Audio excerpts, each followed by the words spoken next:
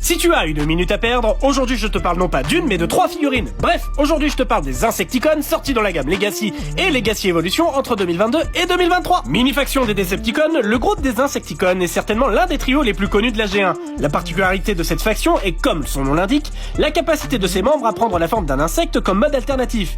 Il est formé respectivement de Kickback qui se transforme en sauterelle, Shrapnel qui se change en lucarne cerf-volant et Bombshell qui prend la forme d'un scarabée rhinocéros japonais. Concernant leur mode insecte, la qualité varie en fonction des figurines, en commençant par Kickback qui est pour moi le moins bien réussi du trio. Bien qu'on reconnaisse son mode sauterelle, son mode alternatif est en effet que le mode robot qui fait du gainage.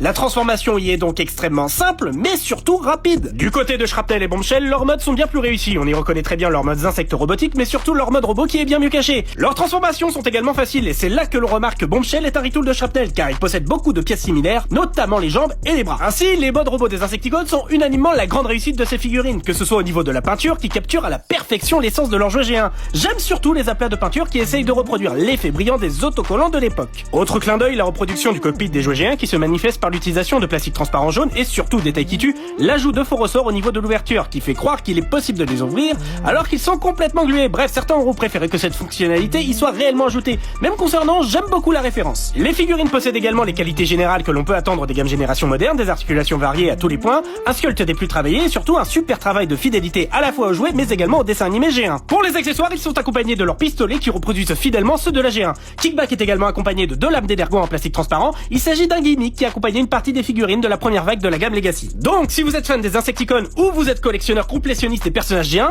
ces figurines sont vraiment une belle plus-value pour votre collection. Donc, comme toujours, si vous avez l'occasion de mettre la main dessus, sachant qu'elles sont assez faciles à trouver, n'hésitez pas à vous les procurer. Oui, mais avant, n'oublie pas de t'abonner pour ne pas louper de prochaines reviews.